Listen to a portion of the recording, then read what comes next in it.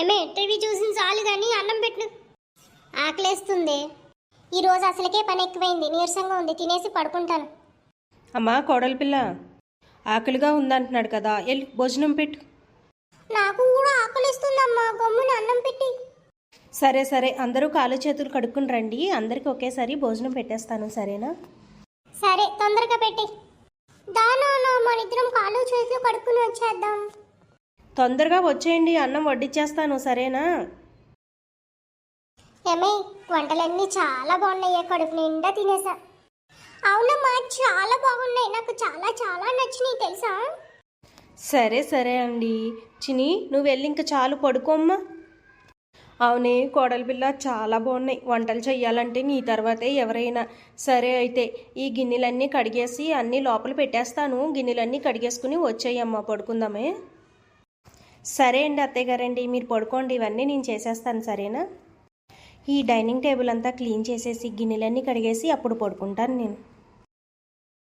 అమ్మ రామ్మ, పడుకుందా, నాకు కథ చెప్పవా ప్లీజ్. అమ్మ నాకు నిద్ర వస్తుంది, నువ్వు కథ చెప్తే కానీ నాకు నిద్ర రాదమ్మా.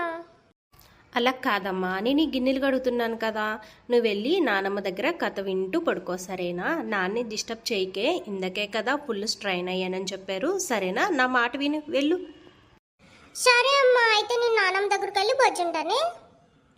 ఇప్పటికే లేట్ అయింది, ఈ గిన్నెలన్నీ కడిగేసి నేను తొందరగా పడుకుంటాను, పొద్దున్నే పని ఉంటుంది కదా. నానమ్మ నానమ్మ, లేగు నానమ్మ, నాకు ఏదన్నా కథ చెప్పవా ప్లీజ్. ఇప్పుడేం కథలు రా, నాకు నిద్ర వస్తుంది. ప్లీజ్ నానమ్మ, నాకు ఏదన్నా కథ చెప్పవా. అమ్మ బిజీగా ఉన్నాను, నాకు అవ్వదు అని చెప్పింది, నువ్వు కథ చెప్పవా, పడుకుంటాను. సరే అమ్మా, అయితే నేను చెప్తాను, నువ్వు వింటావా? నానమ్మ, చెప్పవా చెప్పవా ప్లీజ్. అనగనగా ఒక ఊర్లో ఒక రైతు ఉన్నాడంట.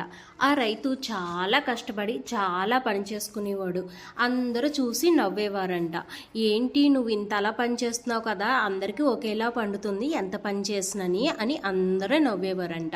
నవ్వుతుంటే ఆ రైతు అస్సలు బాధపడకుండా పొద్దున్నే లేచి పొలంలోకి వెళ్ళి పార తీసుకుని అన్ని పనులు తనే చేసుకునేవాడంట.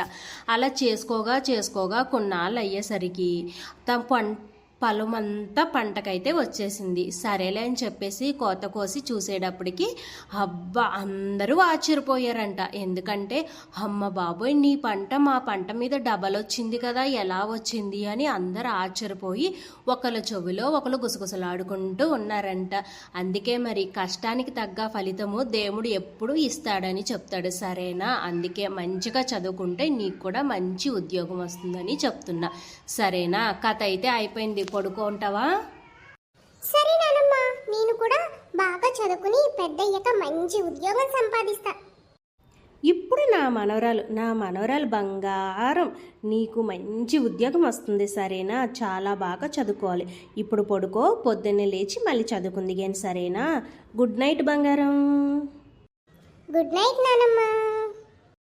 మీరు కూడా అందరూ పడుకునేటప్పుడు పిల్లలకి ఇలా మంచి మంచి నీతి కథలు చెబితే వాళ్ళ ముందు భవిష్యత్ చాలా బాగుంటుంది, సరేనా? అందరూ కూడా ఇలా కథలు చెప్పండి, లేదంటే మా ఛానల్ చూపించండి, సబ్స్క్రైబ్ చేసుకోండి. Bye bye friends.